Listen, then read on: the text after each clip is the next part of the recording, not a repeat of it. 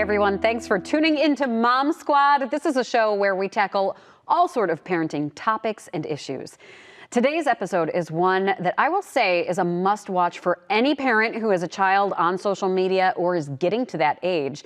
And actually, I think it's important for even parents who are on social media. Teens are using social media more than ever. A recent Pew Research Center study found that 46% surveyed say they use internet almost constantly. They also found that the most popular social media platforms are YouTube, TikTok, and Instagram. So I'm going to guess you have a teen or preteen who is on one of these platforms, but these can be dangerous in so many ways.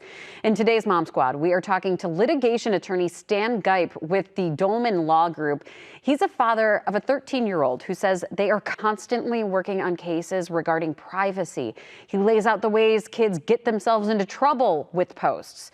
We're going to talk about all of that. You're going to hear from Stan in a minute, but first, let me introduce my co-host today, Danielle Wiggins, who has a teen who is new to social media. And we were chatting right before we started recording this, and I think all of it is scary, no matter what. So how do you lay out the groundwork, especially since Jeremiah is just starting to get on these platforms? Yeah, so Jeremiah is 14 going on 15, and he's had a cell phone for a while, and we did not allow him on social media.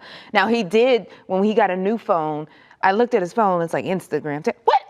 Yeah. Who said you were going to be on these? But he said, and then he finally asked, he said, Mom, can I go on Instagram? This was like 3 days ago. It's like, okay. So he started out on YouTube, and then Reddit. He loves Reddit. And then now he's on Instagram and TikTok and Snapchat. And for us, it was like having those conversations. And my husband does the privacy lockdown on the phones, on the tablets and everything. So he handles that portion. And for me, it's just continuously talking to him about what's going on. And especially since we both work in media, really talking to Jeremiah about the stories that are out. And hey, social media, it can be harmful, and how are you processing what you're seeing? Yeah, there's so much when it comes to social media. There are a million topics we can tackle. I mean, the mental health aspect of the whole thing, the privacy and safety settings, but then also what I really liked about what Stan was talking about is all of the legal repercussions that come up when you're on social media. I mean, social media world is not the same as reality. You know, there's bullying, but you can't, if somebody comes up and punches you in the face, yeah, that's assault. But if they do something to you like bullying on social media, it's not the same legal repercussions either. Right. And keeping teens off social media, it's just not going to happen. To be honest, that is what I wanted. Like, no, nothing. No. But now he has 4 more years in the house, and hopefully he'll go off to college. So it's kind of like I told you yesterday, we want to let him explore it while we are able to monitor and to see what's going on, so that when he goes off to college, it's not like this burst of brand new freedom and brand new, online this, online that. So we can kind of coach him through this while he's still in our home. Which I think is what you have to teach your kids, is how to use this safely, how to have those parameters, knowing what to post, what not to post, and everything else that goes along with it. So I do want to get to our interview with Stan Gipe, who is just a wealth of information about especially privacy. Some of the most serious stuff we look into is the way the information is being fed to our young people. Okay. It was one thing, if it's just, hey, here's one board where all the information gets published and you can search it at your own leisure. It's not what happens. Okay. If you've got a TikTok account, TikTok uses an algorithm to feed you certain information, and TikTok knows a lot about you. Okay. One of the popular sayings you'll hear, with young people, with teens, with people in colleges, TikTok knew I was gay before I did. TikTok knew I was anorexic before I did. Okay. Well, you got to take a step back and kind of look at that. Is that really TikTok knowing that, or is that TikTok seeing that you spent some time looking at that? Doesn't indicate you are, but maybe you've got questions. And because you spent time on that subject, TikTok's going to feed you more of it. Okay, so if someone's struggling with their weight and they're going, God, look, and they're kind of staring at this girl because she's skinny and she's got such a good body, well, TikTok's going to feed them more pictures of skinny people because that's where they spend their time, which sort of reinforces this negative body image. And it's that algorithm. It's that algorithm by which they choose to feed the information to kids who they know their demographics. They know who these people are. That's where a lot of these harms come in. That's where we're looking to hold the social media companies accountable for what they do. They need to take some responsibility for the way in which they're feeding this information to our children. That does bring up a lot of, I think privacy is a major concern for adults, but, then, we know enough, but for kids too, because they just don't know that clicking on something or posting something or searching something does start to give information to these companies. So what do you think that we need to, as parents and then as young social media users, need to think about in terms of making sure that, we have privacy, if that's even possible? Okay, and privacy is somewhat of a fallacy, okay? Because even in this day and age, myself, yourself, it would be unusual for you to have not at this point have been a member of some company whose data was hacked, okay? And we're talking billion-dollar companies get their data hacked, okay? If you're a young girl, young boy, okay, and you think you're going to send a private picture to your boyfriend or girlfriend, okay, they don't have nearly the security that one of these companies has. So even unintentionally, those photos can get out, okay? And when you break up with these people, it's almost like they almost always get out, and it creates harm. And, this has gone on at my son's school, okay? My son's 13 years old. He goes to an elite private school. Okay, there's been issues where nude photos of students have gotten out and been passed around his classes, and it's caused issues. And we didn't have that when we were young children. Mm-hmm. It's very, very difficult to impress on kids the need for privacy. Okay, because we're in a very public environment. Right. It's when I win, I want to post I want to post the shot. Okay. If I look good and I've dressed up, I want to post the picture. If I think I've got something that's really going to impress people, I want to post it. And it's not always so good to be that public with your life. Okay. And it kind of opens the door to a secondary when we go into privacy. There is so much out there about children. If you really want to look into it, like if you were to follow my kid, look into his Snapchat, look into his TikTok and feeds, you would know what his interests are. You would know what is likely to get a response from him. And if you're a predator, if you're someone who's looking with bad intentions, you've got a lot of information going in to help you sort of get a leg up. Hey, if you know the kid's a baseball fan, you lead with something innocent about baseball. Okay, and then you're in the door. And, those kind of things. So there's so much information out there unintentionally about our kids. It gives someone with bad intentions a lot of sort of ways to get in the door and start the conversation with these people. Is that would you say that is the biggest concern? What other, issues with privacy should make parents concerned? Well, that's primarily it. Okay. A lot of our life we're posting out there as public. Okay. If you're putting something on Facebook, it's public. Okay. There is no privacy. There's none of that. So it's getting your kids to realize that there is no such thing as privacy. And some things, okay, let's bring it up. The naked picture. That's the one that we really hear about. Do not send it. And I mean, it's almost impossible to get your kids on that page, but it really does. You need to talk to your kids and let them see what's happened. Okay. And I said this, to my wife not too long ago. Said, if social media was a kid, we would never let our son hang out with it. Okay. This is the kid that tried to get your son to eat Tide Pods. Okay. This is the kid that tried to get your son to do the Benadryl challenge. And this is the kid that's got him dancing outside the car, trying to get him to do a milk crate challenge. Like it'd have been like 2 times he hung out with this kid before you cut him off. Yeah. Right. But it's not a kid. You can't stop these things. So you have to, figure out a way to take a reasonable approach as a parent. Okay. And you can't preach abstinence because that's not practical. Okay, there's no way you're going to keep your kids off of social media. What we have found, okay, is that the kids who tend to have the best chance, the least impact from these, are those with a sort of solid home life, a fortitude and a basis of their self-worth that gets developed at home. And that starts with being able to talk to your kids and being able to talk to your kids realistically about what's going on. Easier said than done. Okay. Kids don't always open up. Okay. And you need to make sure your kid knows it's safe to open up.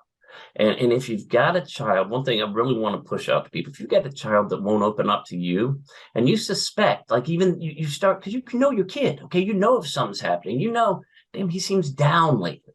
He seems like something's up. If you notice that kind of stuff, reach out, see if you can get him to talk to a counselor, not because he's necessarily having psychological issues, but because this is someone other than you he might open up to and tell what's going on. Yeah. And that brings up, I mean, cyberbullying, I think, is something I know. My kids are not on social media yet, but I'm already starting to worry about those days when it does happen. What is going to happen with, what if my kid is cyberbullied? What if my kid is the one that is cyberbullying? And it's prominent. I think it's happening in every school, in every city, in every town. There's no escaping it.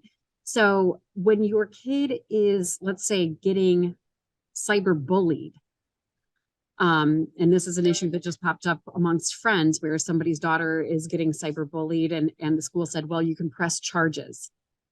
And so we're in that world. I mean, are those things that are actionable by parents? Do you take that step to call police? Like legally, what can be done if your kid is being cyberbullied?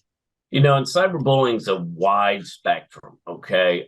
If it gets to the point where you feel like the police need to be involved, then yes, call the police. But, back in, well, I was saying this before the interview, back when I grew up, okay, bullying was there. It wasn't cyberbullying. Okay. But it was bullying. And as a boy, if you had a confrontation with another boy and he called you names and stuff like that, at some point it got to the point where you punched each other.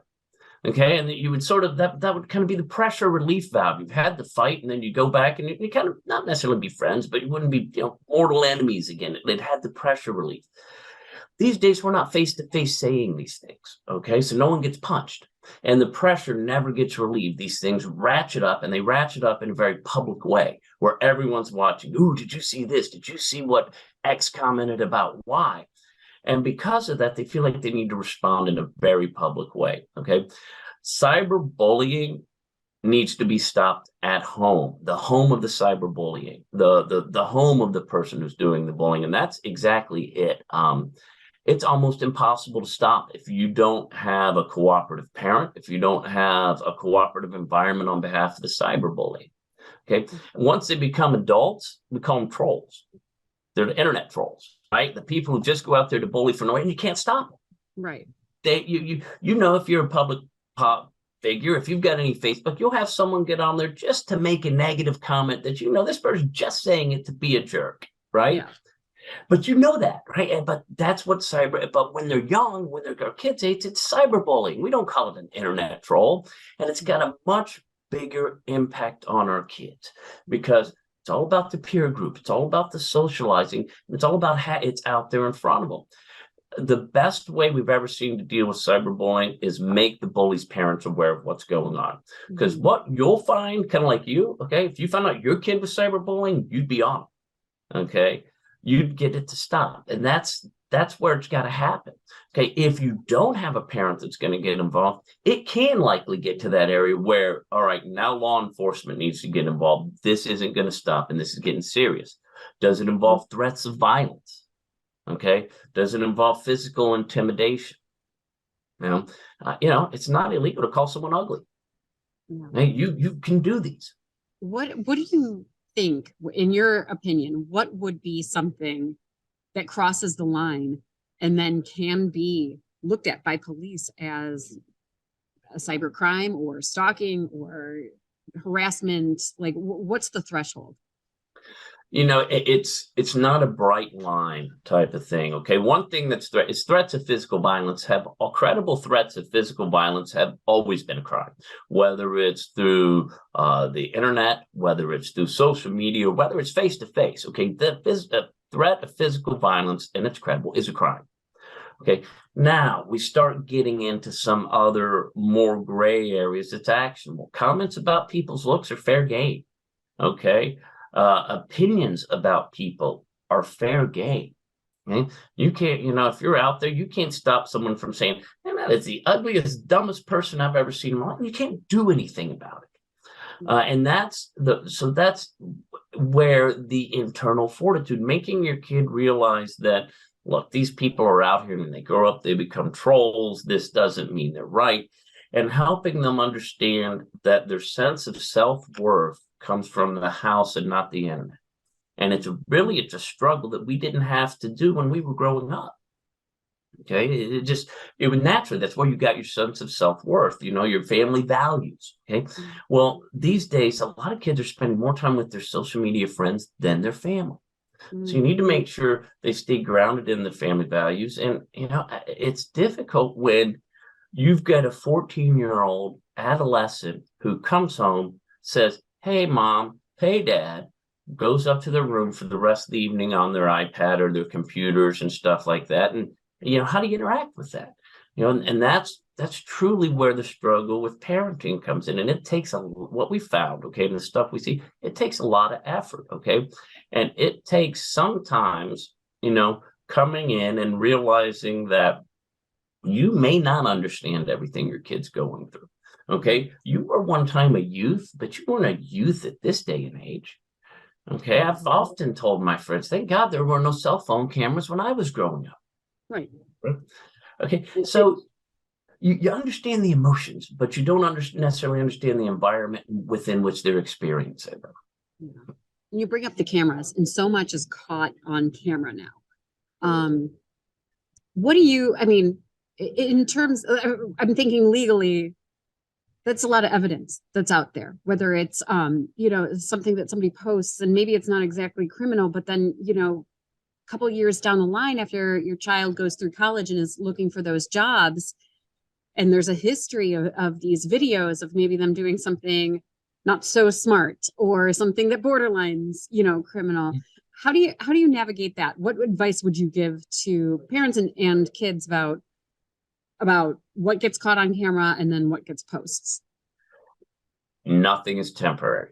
It is always permanent. And you're seeing that these days. You see it with college recruits getting booted for videos they've done. I can tell you, I've interviewed people. Okay, we've looked at people's jobs, and afterwards we go back and look, right? We try to see what they post. We try to get a feel for this. Is this person going to be a good fit for our office? Okay, you get in and sometimes you see something, person looks like they may not be the most open-minded person. No, this person looks like they get a little bit of a racist side to them, okay? You're never getting rid of that. Once that post is out there, you are indelibly marked as it. So I don't care if it was 10 years ago. I don't care if it's 15 years ago. If I, as an employer, look at something, I find something you posted when you were 13 that, with the swastika on it, okay? You're never getting hired. I don't care how old you are, how long it's been, I'm going to someone else, okay? And that's what kids, and it's hard at those young ages, it's a struggle. They need to realize it's not going to go away. It's as silly as you may think it is right now. It's not silly, and it's, and especially when it comes to feelings about race, religion, sexual orientation, all of these things, what may have been appropriate to say about race or sexual orientation. Let's say we're talking about sexual orientation. What may have been socially acceptable to say in 1980 is clearly not socially acceptable and be offensive to a lot of people these days. Right.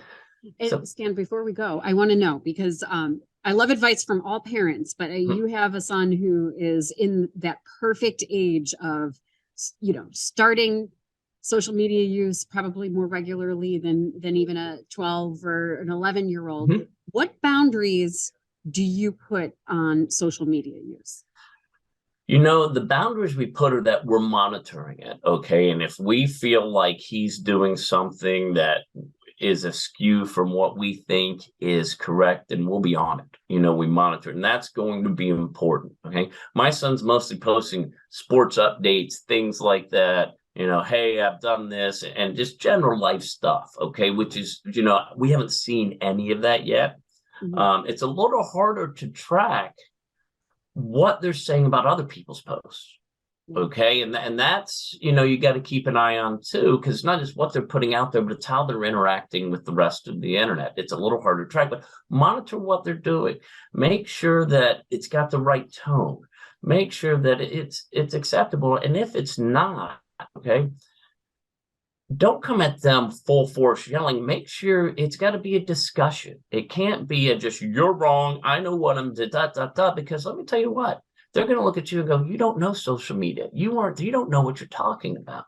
So it's getting to the point where you're having a mindset, go, look, I know I wasn't there. I know I don't have this kind of presence. That's super important to you. But you got to realize, here's what can really happen from this. And I'm going to support you using this. I'm going to support your involvement in the social media community because I know it's going to be there. But we got to put reasonable limitations, and we got to stop at things that are likely to harm you in the future, because none of it's temporary. I mean, really, Stan and I could have gone on and on. I told him I'm going to have to bring him back to talk in depth about some of these things that he brought up. But especially, you think about if you're watching a news program, which obviously you do, if you're joining us now, there are people who are so fast to immediately pull out their cell phones. Yes. Think of how many cases and how many people have been charged with crimes because it was caught on camera and then posted to social media. So there you have more evidence against somebody. So you have to really tell your child, hey, especially college age, hey, when you're going out, maybe drinking underage, right, and then doing some of these things that can come back to really bite you. And then also the whole aspect of then even years down the line, you've posted something, you're applying for a job. The internet has a history of what you've been doing. Have you talked about that? Yes, we actually had this conversation with our son probably a few weeks ago. As I've said multiple times on this show, that my husband's in education. He's an educator. And so at his school, what happened is there was a fight, and the kids, the first thing, bam, pulled out those cell phones. And then my son came home and was like, Dad, there was a fight on the bus. And he was like, well, what do you do? Everybody was pulling out their cell phones. He's like, do not do that. Do not sit there and record a fight. And we had to talk to him about that and the ramifications of that, and, what else could you do instead of pulling out a phone and recording and instigating the situation. Yeah, and then you think about some of the things that kids could receive on their phone, which could be seen as illegal. I mean, we went into, just in the newsroom the other day, we were talking about not sending inappropriate photos. We had that conversation as well, because I'm at work, and I think I got the message late, but I get a call from the principal and the guidance counselor of the school. And they're like, Jeremiah's not in trouble, but he received a photo on his phone that he was really concerned about. And so he came home and he talked to me, and he thought it was an inappropriate part. Turns out it was an elbow. Oh, thank goodness. Okay. Well, yes. That's good. But that sort of let me know that, okay, we kind of trained him well, because as soon as he received it, he went right to in his mind, the authorities of, I received this nasty message or this nasty photo. But on further examination, it was just an elbow. Thank goodness it was just an elbow. Right. I think any parent out there, or if you're a grandparent who's watching, your grandchild's probably going through this, where I know, in our school, and I know in several schools, there's always that one situation where it's somebody's getting cyberbullied. Who is it? And it goes beyond, and this is something that Stan brought up that I think is such an important conversation that you have to have with your kid.